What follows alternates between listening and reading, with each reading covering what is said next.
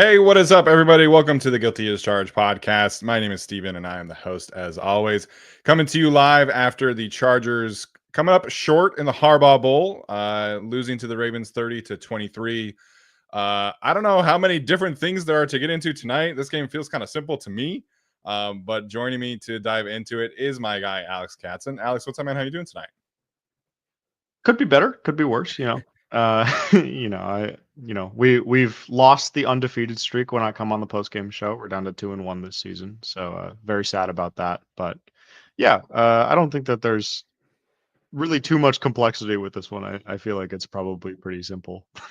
Yeah, I think we'll probably end up having more conversations about like where the Chargers are as a whole tonight. Yeah. Just because it does feel, again, this game was pretty simple to me, and we'll dive into some things, dive into some players who kind of stood out to us. But yeah, so Chargers losing 30-23 to the Baltimore Ravens.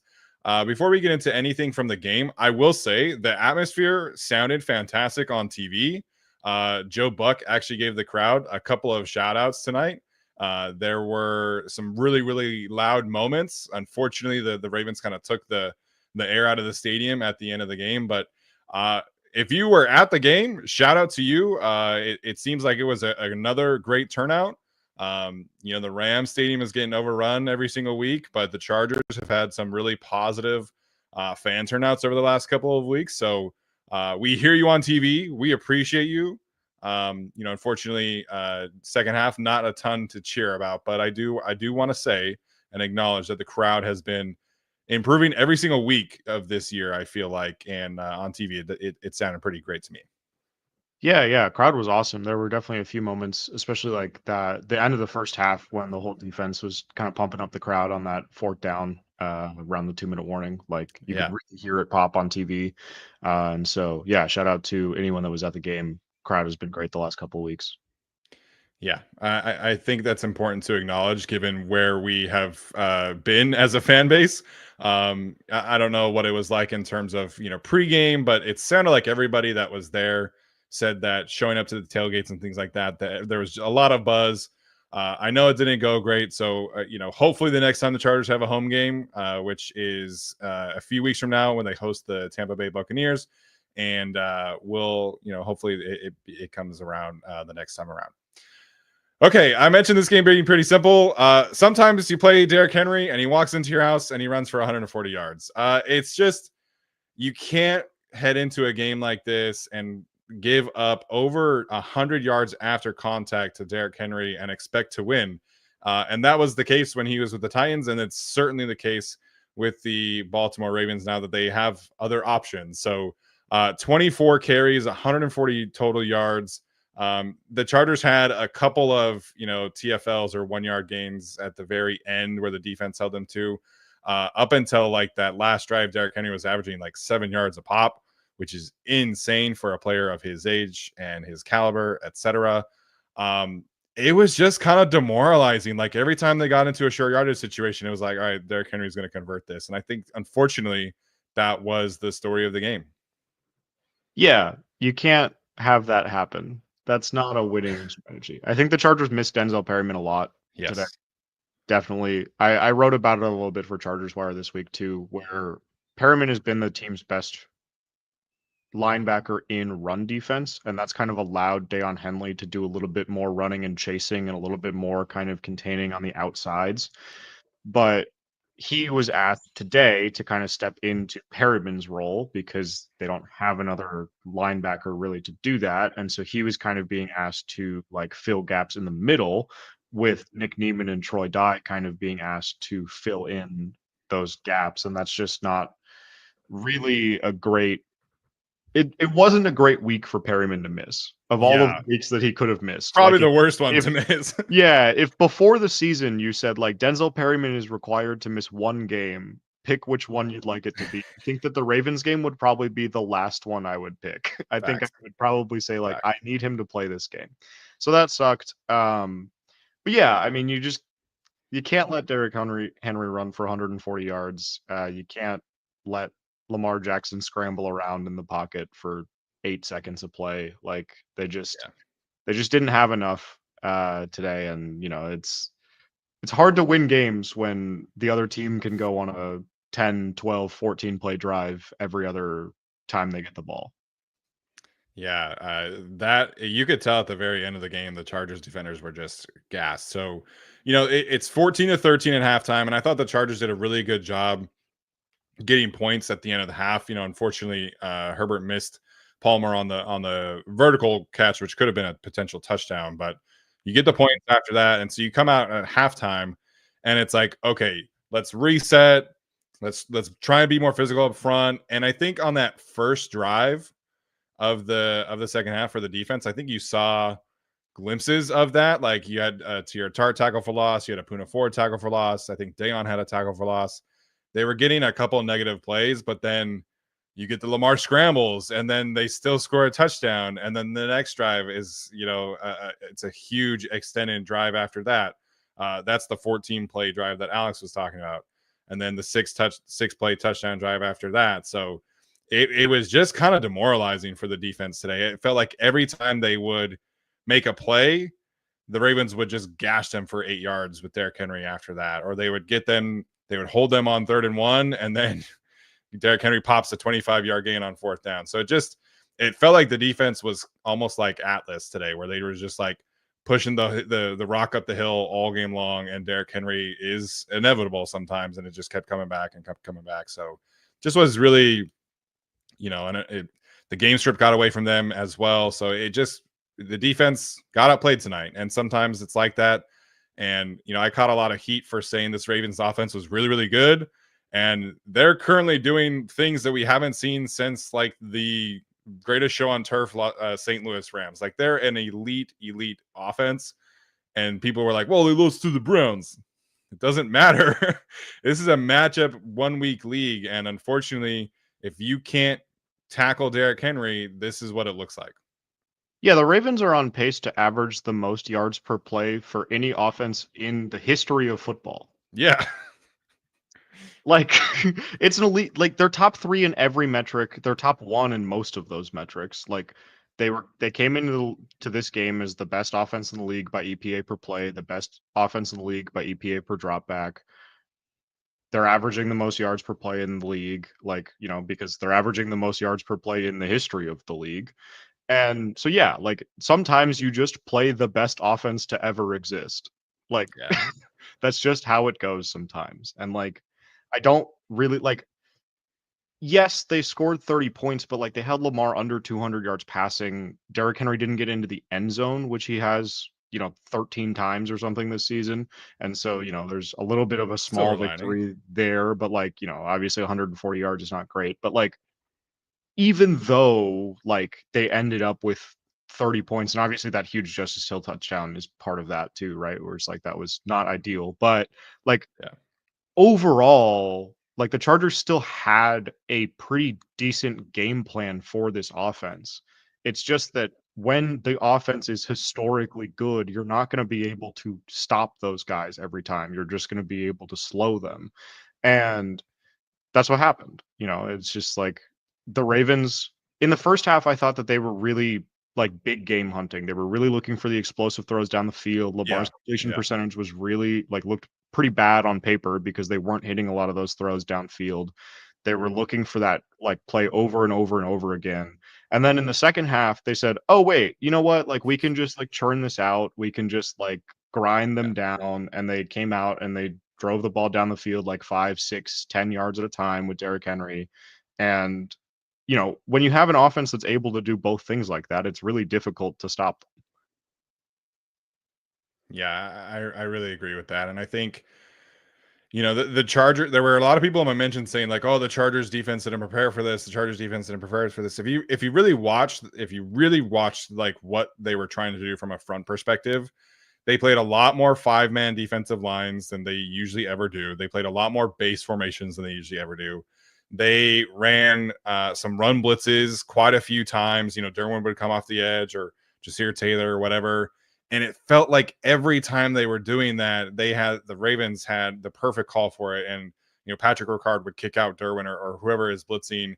And then all of a sudden there's Derrick Henry 15 yards in space. So the Chargers were trying to do different things. They were trying to make adjustments. They were trying to alter the game plan and get the Ravens, into obvious passing situations, because when they were able to do that, I felt like the secondary held up great outside of a couple of, questionable Christian Fulton plays. But, it just was, it was a physical domination by Derrick Henry, the Ravens offensive line. We'll see what the missed tackle count is for the Chargers, but I feel like it's going to be pretty high based off of what the rewatch was. And there are just moments in this game where the Chargers had Derrick Henry or Justice Hill, for a loss or for a 1 yard gain. And here's a stiff arm, here's a miss. I'm just going to run you over. And all of a sudden those runs really start to add up and add up and add up. And so it's just, it was a game that the Chargers physically did not hold up the way that we wanted them to. But at the same time, I don't think we need to make any sweeping declarations of this defense. Like, I think people are going to jump to the conclusion that the Chargers defense is overrated. And I think overrated in the sense that they're not the top scoring defense in the league every single week. But at the same time, when they go up against these not as good offenses, they're going to have really good weeks. And so I don't think this necessarily changes how we should think about the defense. I think this is all about how the Ravens offense was significantly better than Chargers fans wanted to admit, because they lost to the Raiders and they lost to the Browns. Like, that shouldn't have affected the way that we viewed this game. And so for me, unfortunately, the other teams are also professionals and the other players also get paid. And it just so happens that the players on the opposite side are really damn good football players. And they have an offensive coordinator who was in his bag today, had a great game plan overall, I thought. And I don't know, like, I don't feel too down about this loss, despite the way that some people might feel about this game. Yeah. PFF has them at 6 missed tackles off the live data so far. So that's honestly better than I would have expected it to be watching the game live. Not that I was counting them every time that it happened or anything, but I would have guessed that it probably would have been a couple more than that. But yeah, like, I don't think that this is a loss where, like, you need to do an entire referendum on, like, the state of the team and, like, are we concerned about the defense going forward or anything like that. I think, like, if you wanted to do that, you should have done it when they lost to the Cardinals. Yeah, Like like that was probably. probably the game to do that, because they shouldn't have lost that game. But, like, this is a team that's like, this Ravens team is gonna be one of the top 4 teams left in the playoffs, probably. Like, Yeah. they're one of the favorites to make the AFC Championship game, no question. And so I'm not really that, like, heartbroken over losing the game the way that they did. I mean, like, we've talked about it all season, right? Where, like, there's some, and this has kind of gotten lost too because of how well the Chargers have started, right? But, like, this is the first year of a completely new regime with a completely new staff, and the bones of the team are still the same, but, like, there's a lot of new players on this team as well. And so, Yeah. like, there's a lot of turnover that they're going through.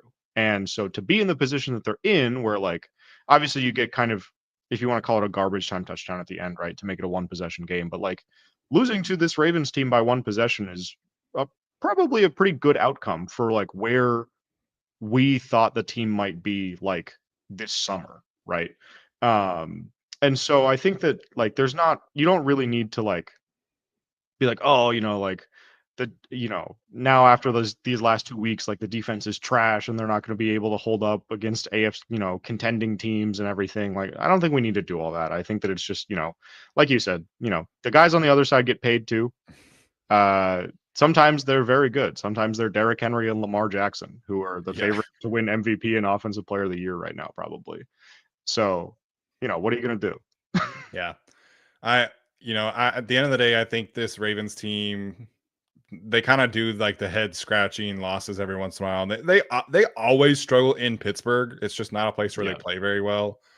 But I still, like, I felt heading into this game that the Ravens were a team that should be viewed as a legit AFC title contender, and the Chargers are just not in that same kind of world. And I would have loved a Chargers victory, and I think the path to beating a team like the Ravens, it was very clear, and it was not handled properly today.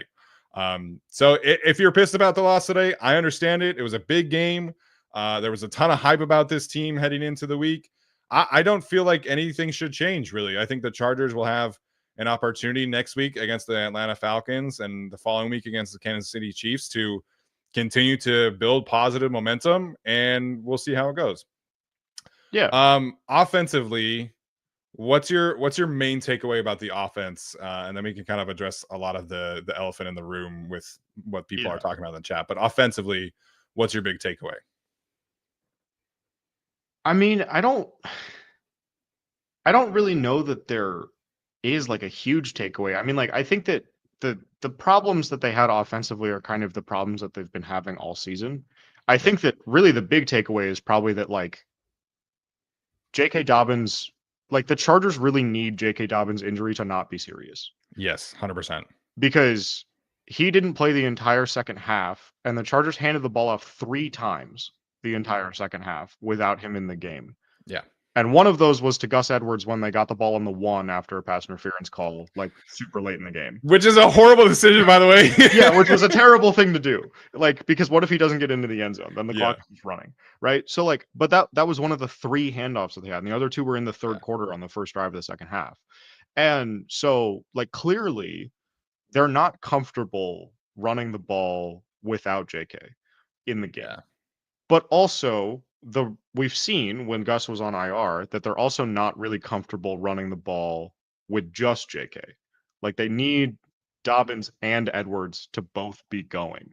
Yeah. And so if you just have Edwards, then I think they're going to be really uncomfortable. And I think that a lot of, not all of, but a lot of the issues that the offensive line had were related to the fact that like the Ravens knew that they were passing on every down because they ran the ball 3 times for the entire second half. Yeah. And so you can just sort of pin your ears back and rush the passer. You don't have to worry about containing. You don't have to worry about defending the run in any respect. Like you can just run towards Justin Herbert and see if you can tackle him. I think like people are going to want to talk about some of the throws that Herbert missed, I think, but it was a good Herbert game. I don't think it was his best game, but it was a good game from him. Like the one where he misses Palmer on that crosser, like that's a play where you determine that you're throwing that ball before the snap even comes. You have one-on-one to the outside, you're taking that shot all day long. You're not even looking at anything else. You're not looking at the rest of the way that play develops. Like there's no other thought in your mind. It's just you have one-on-one to the outside, you're throwing that go ball. And so resetting and throwing that crosser to Palmer, no matter how wide open it is, that's never part of the play. Like that's never a throw that anybody is going to make. Justin Herbert or Patrick Mahomes or anyone else, Lamar Jackson, anyone in the league, no one is making that throw. Yeah. It's just not part of the play. And, a couple other ones, I think that like it was pretty clear that the timing between Herbert and Palmer was just not quite right today. Which I think has been kind of the case all season. There's one that kind of came down on Palmer's outside shoulder, which I thought was the correct decision by Herbert because the corner had inside leverage, but Palmer's looking for it over his inside shoulder, and then he just doesn't see it come down. There's throws like that where it's just, just sort of some tough breaks, really. But I thought it was a good game from him. Not his best or anything, but yeah, they really need Dobbins to not be. I mean, it sounds kind of self-explanatory, but like they really need Dobbins to not be seriously injured. Yeah. It was, so they had 61 yards rushing in the first quarter and then finished the game with 83. And, Justin had a couple scrambles there that obviously affected that thing. So, the Chargers came out on offense in the second half, and they had that 10-play field goal drive. And they had a couple of rushes there. And so they handed the ball off to Hassan Haskins with 7:33 left in the third quarter and then didn't run the ball again until that very last rushing touchdown. And granted, they had 2 3-and-outs, but it's really weird to me that they get into the late third, fourth quarter situations and a Greg Roman, Jim Harbaugh led offense is not even trying to run the ball. And I think the blocking has been getting better. It's definitely not to the point where I think we were all hoping it would be at this point. but it's been getting better each week, I feel like, and the Tucker Fisk stuff and Scott Matlock has been fun to see. They've brought a different kind of element to the team.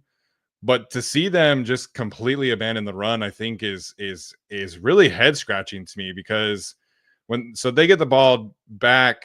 When did they get the ball back? It was early in the fourth quarter, and they're down 23-16, and they go pass, and punt. Yeah.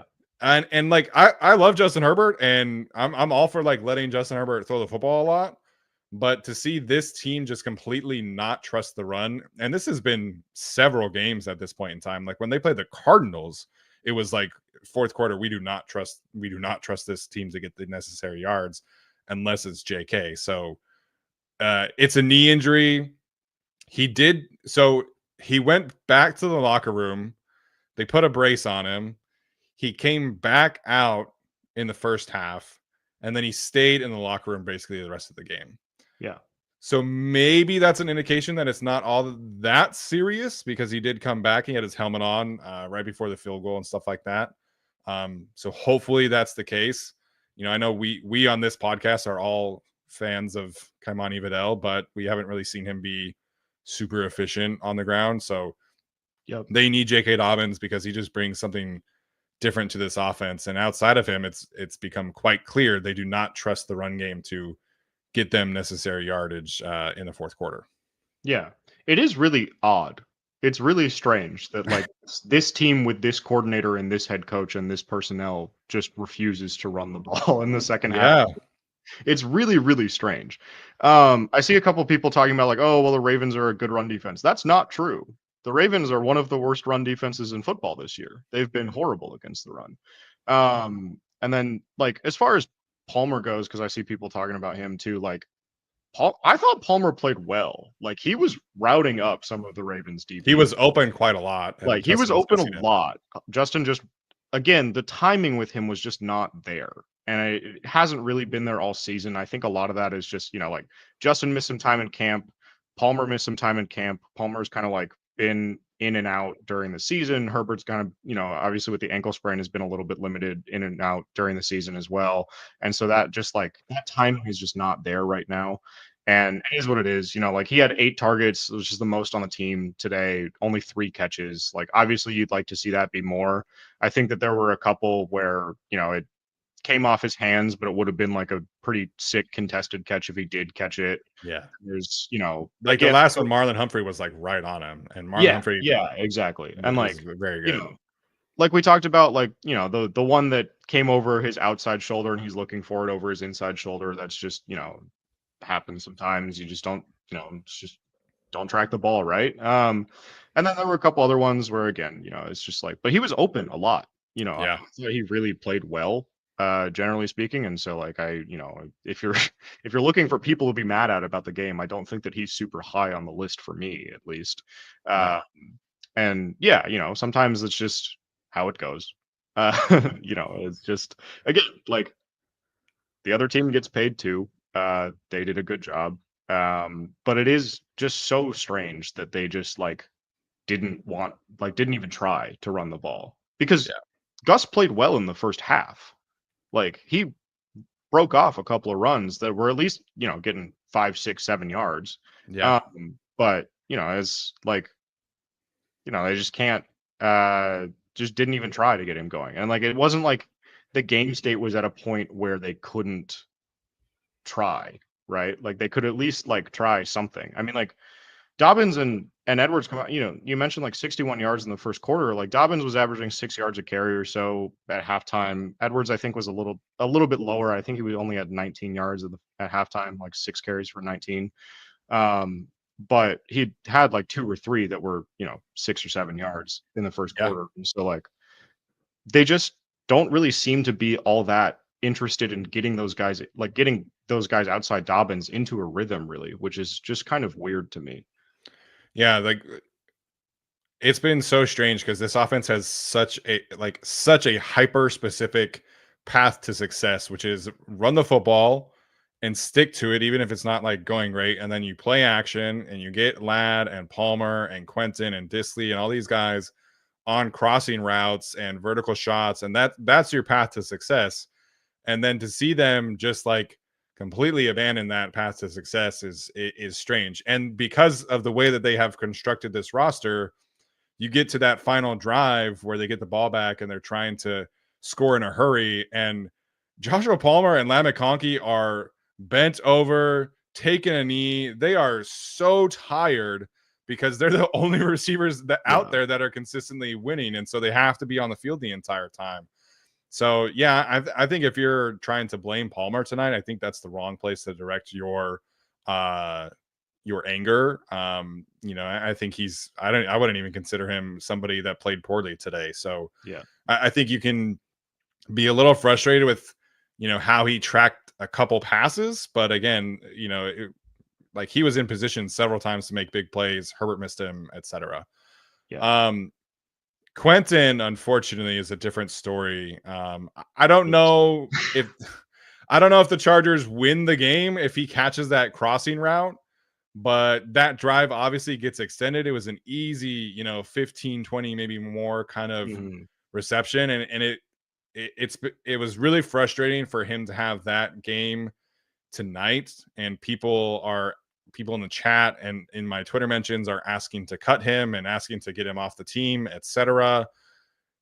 Outside of today, we still need to remember that Quentin has really improved a significant amount. Yes, it's not perfect. He's not anywhere, near towards what a first-round receiver typically is, but he's, for the most part, he has been a serviceable player so far this year. Unfortunately, he's still a very young player. He's still 21 years old. And these kind of young players are prone to have days like today, unfortunately, from time to time.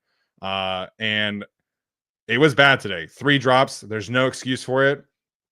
I don't think we should rush to make any rash judgments when the rest of the season exists. This was the Chargers' 11th game. He's been much better for the bulk of the season. I completely agree that the 3 drops today were awful, in particular the crossing route. I'm just not here to try and bury people. Like I'm just not about that, me personally. If you want to do that, like go right ahead, I guess. But to act like he's just been the same player who he was last year is completely false. And I really wish that we could, not try and bury players like this all the time when they have bad games. It sucks. He played poorly.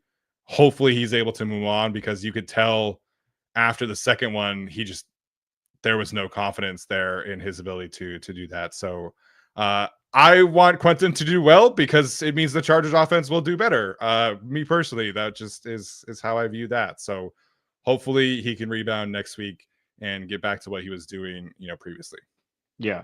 Real quick, I do just want to say that I did misspeak earlier. I had the Ravens run and pass defenses mixed up. The Ravens run defense has been pretty good this year, but also Roquan Smith didn't play. So there was still an opportunity. And you could tell a difference. Yeah, you could totally tell. And so, but anyway, yeah, I mean, 3 drops for obviously not acceptable. You can't have that in an NFL game. Like, correct. It's just not something that you can have. But again, like you mentioned, outside of this game, he has been serviceable. Has he been good? No. I'm not saying that he's been good. Neither one of us is saying that he's been a good wide receiver. We're not saying that like it was a good use of the pick or anything like that. But he has been a serviceable NFL player. He has belonged on the field in some capacity. Today, not so much. And that happens sometimes. I mean, with players of this caliber, right? Like, obviously it doesn't happen ideally, but it happens sometimes. I do think that at some point, and I don't know necessarily that it needs to be next week or anything, but at some point, I think that you have to put DJ Chark on the field. Yes. Problem is, and I know people are going to be clamoring for this all over the place. The problem is, which receiver do you make inactive to do that? Because right now, Davis and Rager are your 2 kick returners. And so if you're... And Rager's playing a lot on special teams in general. Yeah, and Rager's playing a ton on special teams. And Quentin and Palmer don't really play special teams, but they've also been fairly serviceable this season. Obviously, you're not going to you're not going to make Ladd inactive just cause. That doesn't make any sense. He's their best receiver by a right, large like, margin. he's their best receiver by a mile. And so that, like, those are your 5 receivers that are active for game day, right? And so, like, you can't, and so it's like, it's almost like in order to do that, you would have to make Quentin a healthy scratch, but also consider that, like, this is a young player, is his second year in the NFL, and obviously his confidence is in the gutter. And it's going to, only be worse after this game, right? Like, that's obvious. I think, like, it was obvious even after the first drop that he had, that, like, the body language for the rest of the game was just like so terrible. And you can tell, right? Like, it's not a hard thing to see.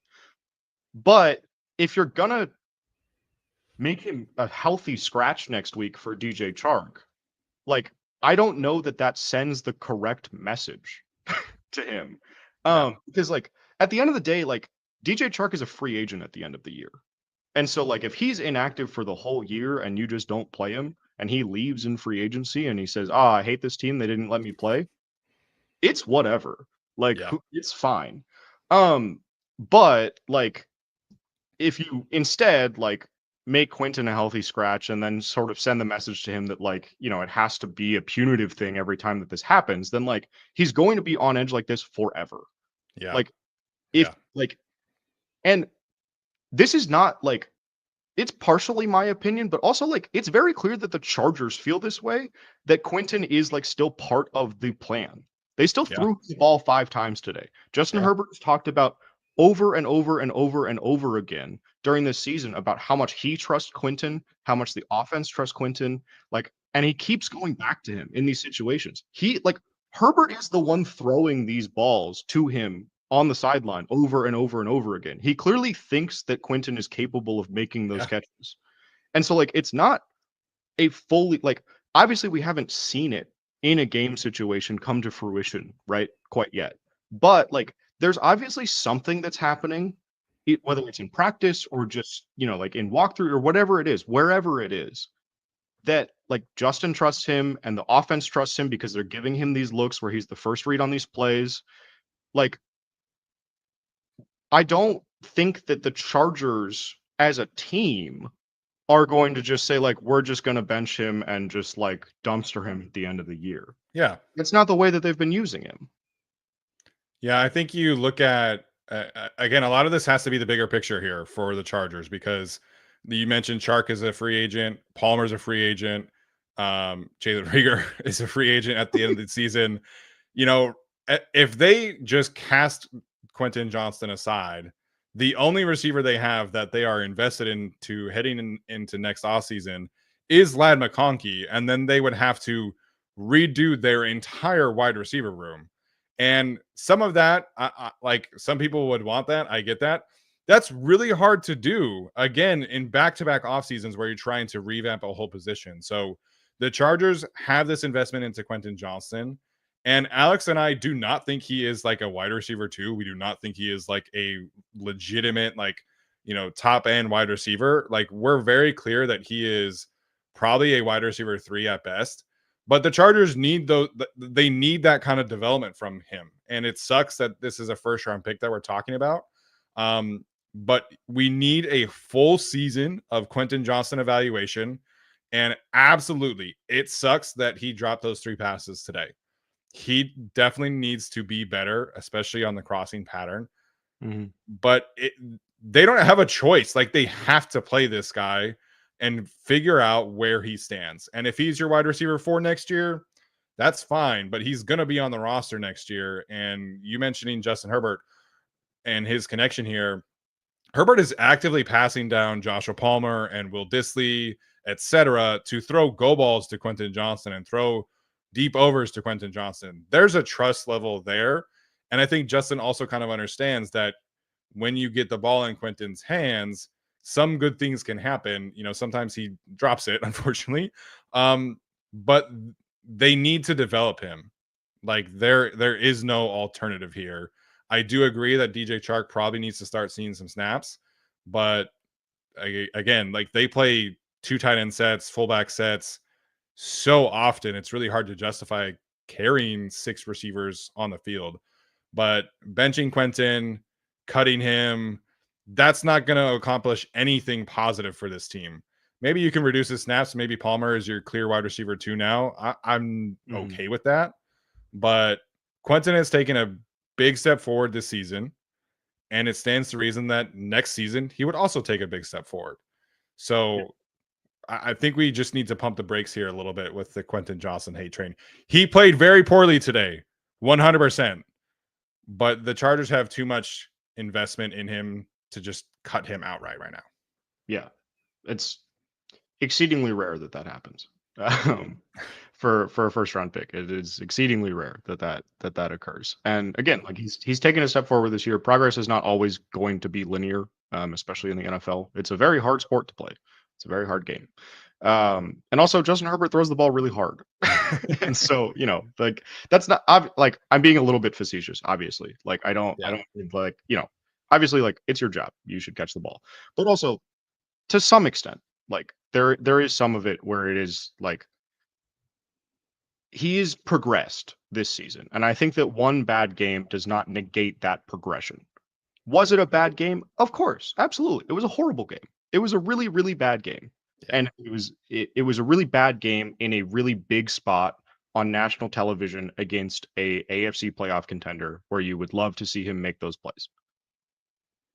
But also, he has progressed. And like that bad game does not negate that progression. Yeah, if you look at the numbers, the film, everything has improved from last season, and he played poorly today. If it continues, then we're having a different kind of conversation. But I'm willing to be patient today with him because I don't think it really affects the game. I understand it didn't go super well today, but the Chargers couldn't play defense today at the same level that they're used to. They could not stop Derrick Henry from anything. So I don't think it really mattered all that much. So it's an easy, low-hanging fruit to just blame Quentin Johnston. And the story of this game is 100% about the defense for me today. Yeah. I do think Ladd McConkey played pretty well. Yep. I do think Justin Herbert played pretty well. I think the tackles played pretty well. Unfortunately, the game script kind of got away from them. Greg Roman's kind of abandoning the run at the end didn't help. I really wish that they would just give Ladd some easy targets sometimes. Yeah. Like, let's give him some swing passes. Let's give him a couple slants. I understand that like there's this part of like he's a rookie. Uh-oh.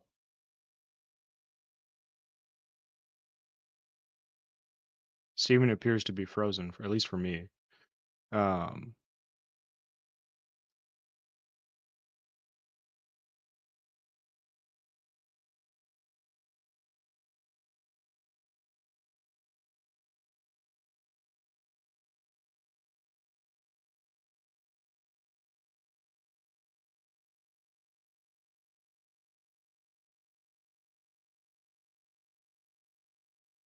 Uh-oh. Okay. Well, I think what Steven was saying, because he's frozen, is Ladd has played really well. I think that they do need to get him some easier plays, like Steven was starting to talk about before he froze. Oh, now he's gone. Okay, just me now. But yeah, I think they're asking Ladd to do a lot. They're asking him to do a lot of they're asking him to run a lot of difficult routes. They're asking him to win against man coverage a lot. They're asking him to like win on a slant, win on a corner, win on a post a lot. And I think that there is definitely a path for him to get some of those easier targets that would maybe help him get into a rhythm and also maybe get him killed a little bit less, just like get him hit a little bit less often. I think that there's some, give him a screen here and there, give him some of these like shallower routes. I think in general, the Chargers offense just doesn't really have some of those like shallower plays in there. Steven just texted me and said that he lost power, everybody. So that's what's happening is that there's no power. And so it's just me now. Let me respond to him real quick.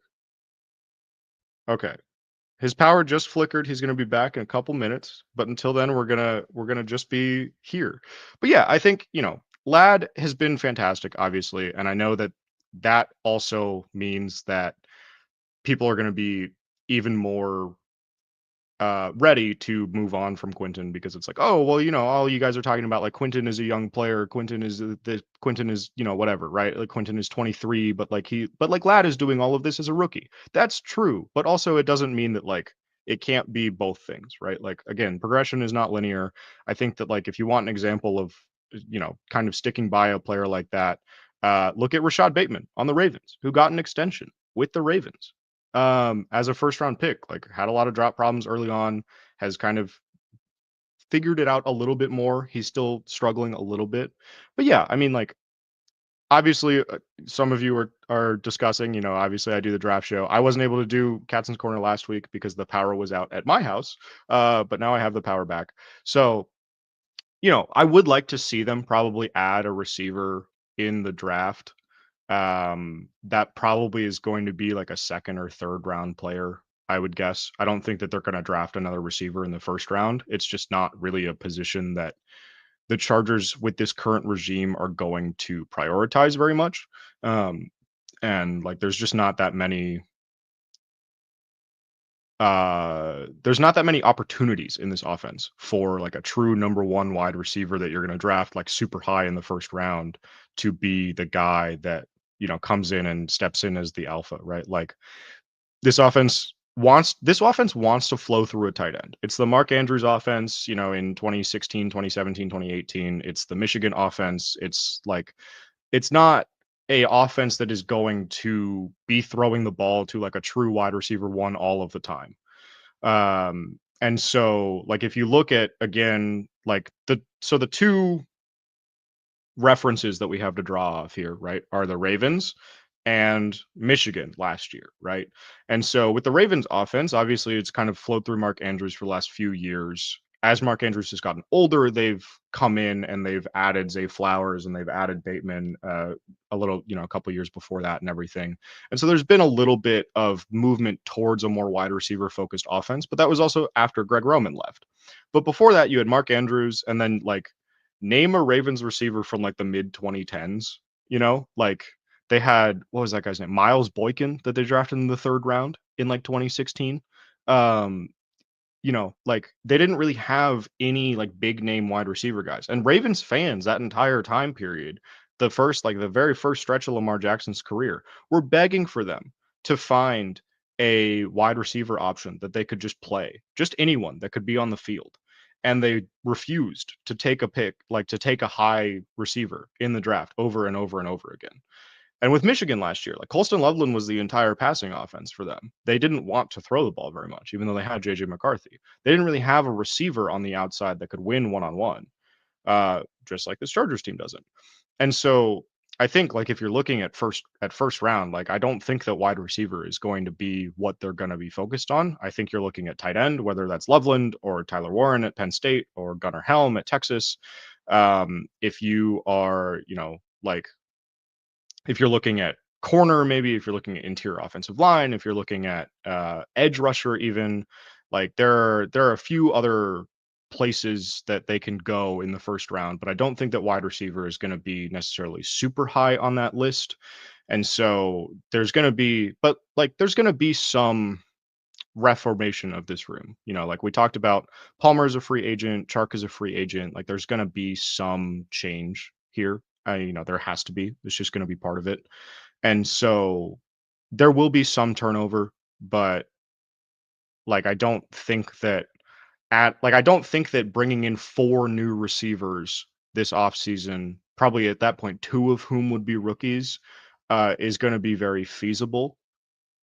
I think that, like, the only team that's done that I can think of recently is the Packers, who had like all rookie and second year receivers the first year that Jordan Love was starting a couple years ago, and, like, happened to hit on Jaden Reed and happened to hit on some of those other guys. And so they had a little bit of success there. But I think that it's just not really like it's not really a winning strategy to try to replace like 4 different receivers in a single offseason. Now, does that mean that, like, they won't get aggressive in free agency? I think absolutely not. I think that free agents, I think it's much more likely that they sign a free agent this offseason at wide receiver than they draft one super high in the first round. Um, I think that it's much more likely that they go out and they try to sign one of these guys that we talked about them trading for, whether that's Darius Slayton or someone like that, or they try and go out and try to sign T. Higgins with all of the cap space that they have. I think that it's probably more likely, I think it's more likely that you get someone like maybe like Amari Cooper or Slayton or someone like that in sort of like the second tier of this free agency class at wide receiver, even like a DeAndre Hopkins, right? Who's a free agent after the end of this year. That would be, that would be a potential option for them. I think that Higgins's market is going to be strong, obviously. And so there's going to be probably, they're going to have to pay him a lot of money. They're going to have to pay him so much money. And, if you're fine with doing that, then that's fine. I just don't necessarily think that that's going to be something that the Chargers are necessarily particularly interested in because of the way that the offense is constructed.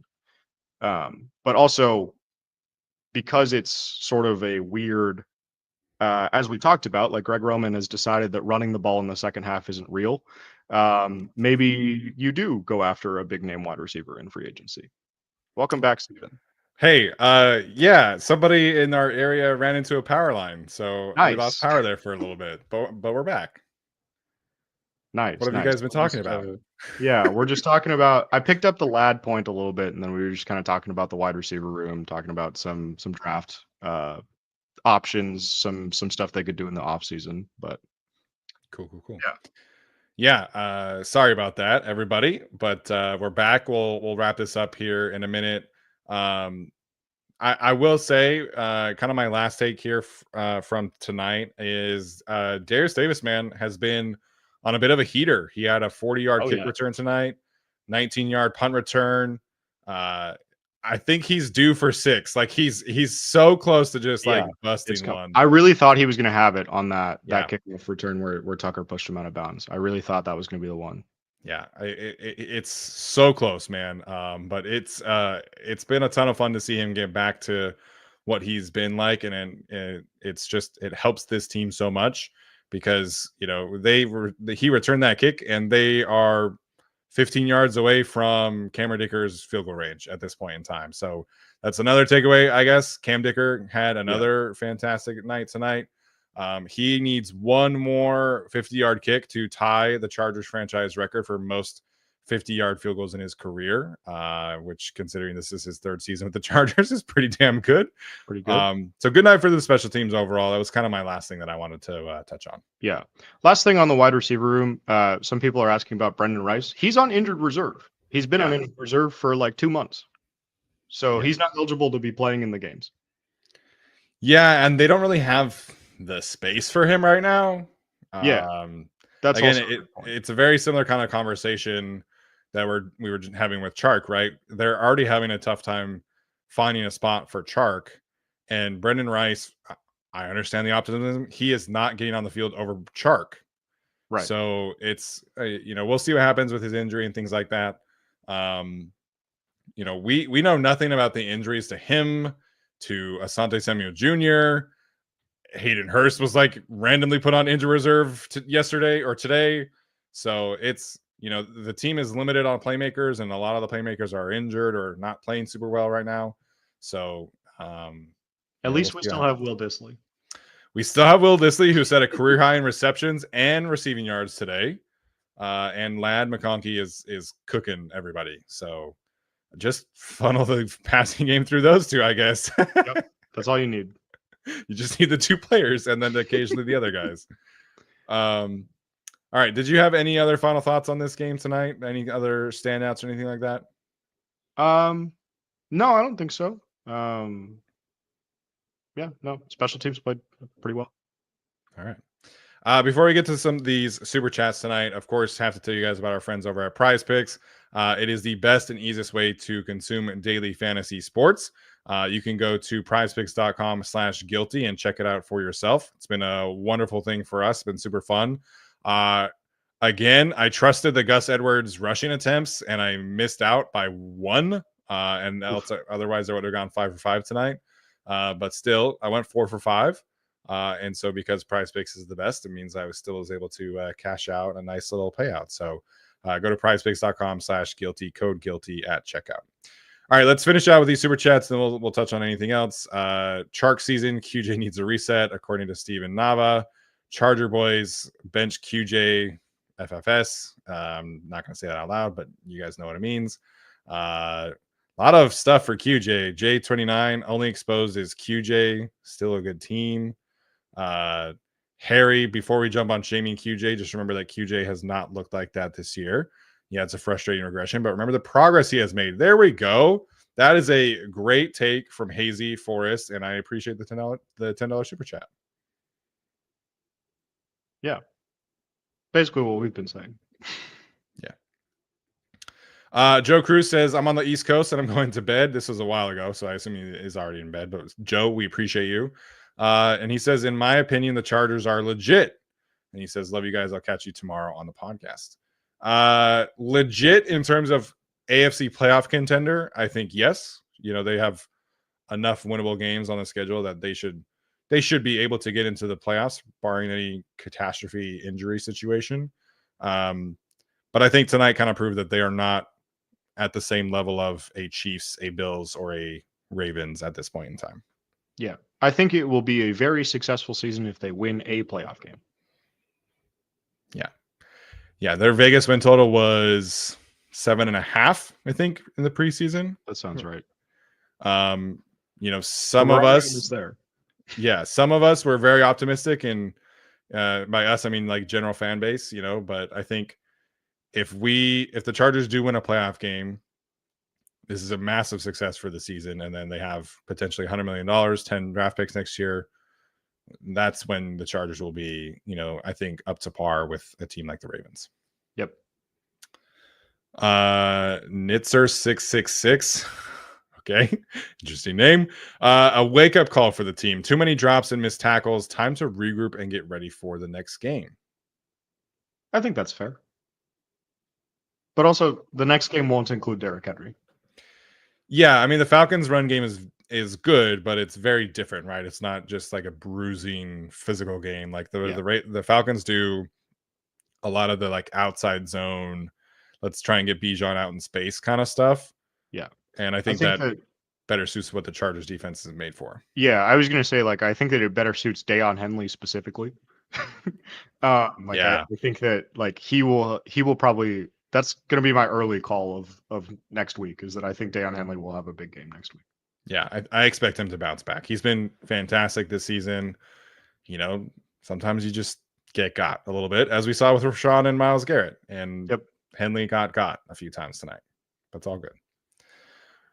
Caesar says, ban the Navy uniforms yesterday. They're cursed. What are they're 0-7? They're now 0-6, I think. 0-6. 0-6 since the rebrand.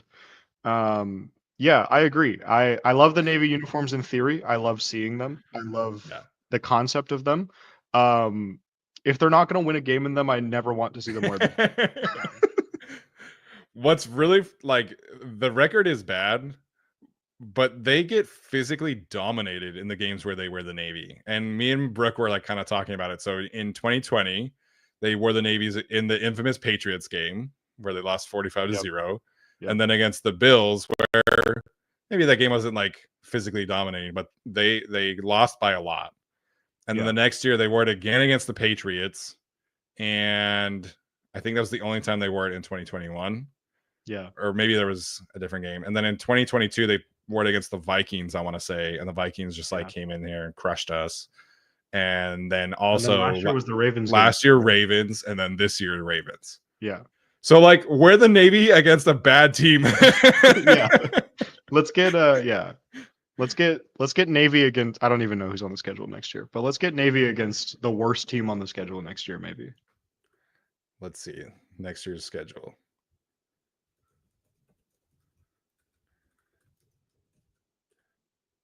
Like no more Patriots, no more Ravens. Okay, so next year at home they play obviously the AFC West teams, and then they play the Texans, the Colts, the Eagles, the Commanders, and a TBD AFC North team. So assuming they get Hmm. second place in the division, that's potentially the Ravens again. Yeah, and then an NFC North team, which I guess second place in the NFC North is probably going to be the Vikings or the Packers. So next year, I think Navy against the Colts is probably Yeah. the move. Yeah. This is like I've talked about this a couple of times, but my mom only goes to like big Utah games, and they lose when she goes. So this year they played. The season did not go well, obviously, but this year they played at Utah State, and we were like, "Mom, you have to go. Like, we need to start reversing the juju. So like, we're just Yep. gonna have her go to the bad games. That's what the Chargers need to do with the Navy uniforms. There you Wear go. them against bad teams. Let's start to reverse it a little bit." Because they look too good, man. To like, they're too good They're of so uniforms to nice. just like ban. They're so clean. I love the jerseys so much, but like they need to win games in them. Yeah, it's really frustrating because they're so clean. I wish they would fill in the bolts on the pants and the top of the jerseys, but Yeah. I love it. I love the way that it looks, and unfortunately, they decided that Royals were no longer a thing. So we need the navies to be around. Yeah, I know. Truly, we need something. Yeah. Alex says the team left a lot out there on both sides of the ball. It's hard to put one player down. I think we agree with that. I think that's been kind of a common sentiment. True. So. Yeah. Charger Boy says your opinion on QJ is wrong. He's horrible. Listen, Charger Boys, you can send us all the super chats you want on this, but I don't think we're changing our minds. Yeah. Rich E says, please try playing Chark. Again, a common theme today. Yeah. We'll see what happens. Anthony Navarro with a big super chat. He says, love y'all, Bull fam. Active today. 7-4 ain't bad. What was our record this time of the year last season? Well, they only finished with 5 wins. And they didn't win with Easton Stick. So that would be 5 and... Let's see. 5 and 7? Ooh, that sounds probably right. Let's see. Yeah, after 12 games, they were 5 and 7 after a 6-0 win against the Patriots. Oh my god! In week 13. That's right. And then, oh my gosh, that game was. Oh yeah, that game was awful. And then the Thanksgiving game was against the Packers, and Herbert played like out of his mind, and they still lost. And they lost. That was the I'm calling the plays game. Yes, yeah. And then they lost to the Ravens the next week to drop to 4 and 7. So they lost to the Ravens this time to drop to 7 and 4. Now we've flipped it completely around. Flip the switch. All right. So yeah, I mean, I think the national media crowd really kind of overblew the whole like, look at what Jim Harbaugh is turning around type thing today specifically.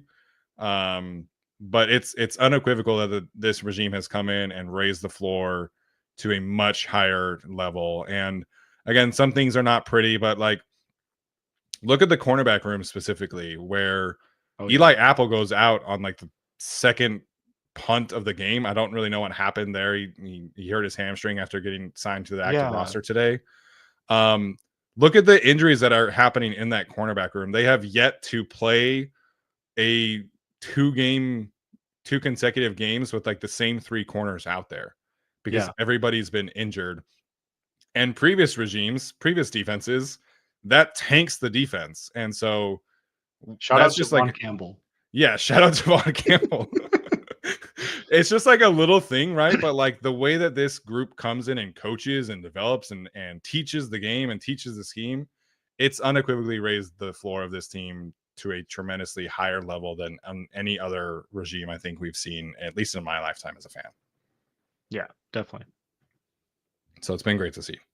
I didn't even think about this. Richard said losing power like the last Harbowl. I see you. It was not intentional, but we'll run with that for sure. We'll run. I'm just doing my part to honor the Harbaughs. It was a good time. Kyle Loomis, a lot of Fairweather fans in the chat tonight. Thanks, Gak, for all you do. This season is the start of something bigger than tonight. Stop bitching and enjoy the ride. What are your thoughts about what Kyle has to say? True. Yeah. I think that there is definitely next season is definitely going to be much more there's going to be much more hype next season at the very minimum, Yeah. which I think will be largely warranted, pending the last few games of the season here. But I think that the team is certainly ahead of schedule, and so I think that's something to be happy about and something to take as a positive, and ride with it. Yeah. I will say I saw Khalil Mack say after the game they hope they see the Ravens again. I hope they do not see the Ravens again. I hope that we never see the Ravens again. I would very much prefer a playoff matchup with the Steelers or the Texans, personally. Yes. But I think this team is on track to exceed our expectations this season. And if they can get to 10-7 and then win a playoff game, and then again next year you have all that cap space, etc., the draft picks, you hit everything, they're going to be offseason champs again. Like we're used to the offseason hype, and it's going to happen again. Yep. But the difference is banner. obviously, hang the banners, right? But the difference is we actually trust this regime to make it count, and so it should be a fun one next offseason. I understand why people are frustrated tonight, though. Totally. I don't feel that same way, but this was a huge game. There's been so much more attention on the Chargers. Adam Schefter, Rich Eisen, like a bunch of these guys who have a lot of say in the media are talking about the Chargers' potential Super Bowl contenders. There were a lot of people waiting to see how the Chargers would measure up, and so I understand why people would be frustrated. I just had a different viewpoint of this game because I thought the Ravens were specifically good in the areas where the Chargers have kind of struggled in. So I understand the frustration tonight, but I do think if you zoom out and kind of take a breath from tonight's game and look at the season as a whole, this is just going to be, a blip in the radar, so to speak. Yep, definitely agree. All right, I think this is our last one from New Jersey Savage. Maybe change the Navy uni to white pants alternate. I think the Chargers are going to do some kind of change with the uniform next season. Yeah, I think that's the expectation, right? Yeah. I have no inside information about their like future plans. If I did, I would share it in the Discord. But I have not shared that. So, but what I know about how like the NFL business works of changing uniforms is that you have to plan these things for years in advance. Yeah. Like the Chargers rebranding took them 2 or 3 years at minimum. This isn't just like, okay, here's a uniform release and here's our new helmet and everything changes, right? The NFL has very specific branding rules for the teams, and you can't just make changes all of a sudden. So they're ditching the Royals right now. I think the Navy will be back with a different kind of look next year. We'll see. But every team is doing throwbacks right now. I would expect the Chargers to get into that race at some point and make their, rendition of a throwback come out at some point. And I think the Chargers powder blue is obviously here to stay. But I do think next year we'll see they'll go back to the 2 alternate types of uniforms. Yep. But yeah, that's kind of the reason why. I know a lot of people are frustrated at like the alternate helmet. It takes a long time to change these things. And a lot of the teams who have done like the throwbacks or have done the alternate helmets, they've had the same uniforms forever. The Chargers just did a rebrand 4 years ago. So, that's kind of why. Yeah. All right. Alex, any final thoughts before we head out tonight? No, I think we've covered it. I think again, I think don't take this one game as a referendum on the season. I think there's still a lot of things to be optimistic about. Still a lot of reasons to believe that we are ahead of schedule, that the Chargers are ahead of schedule. That is, and so I think that overall it's still been a very positive season. And I think that we can all appreciate that, even if today was not the ideal outcome. Yeah. 100%. So the Chargers play at the Falcons next week. If everything goes according to plan, they'll be 8-4, right back in the thick of things. And this is a playoff team, and I think that should be celebrated, even though tonight was not great. Eventually, Jim is going to beat his brother. You know, he's 0-3 now. Days. I know, but he's going to be at some point. They'll win. Maybe they'll play again next year. Might be 3 years in a row where the Ravens come to LA, which would be kind of funny. That'd be so we'll see what happens. Maybe they beat them in the playoffs. I don't know. I would kind of doubt that, but we'll see. Yeah. All right. That's going to do it for us tonight. Obviously, a bit of a different schedule this week due to Monday night game as well as Thanksgiving. Tyler and I will be back on Wednesday with our usual film review. So the two of us will be able to get into the film tomorrow, and then we'll have our usual takes on Wednesday, and we'll do our preview on either Friday or Saturday. We'll let you guys know, but probably leaning Saturday there. All right. If you are listening, make sure to leave us a rating or review, like, subscribe. All that stuff does help continue to grow the show. We appreciate you guys tonight. And this has been another episode of the Guilty as Charged podcast. We'll see you next time. Bolt up.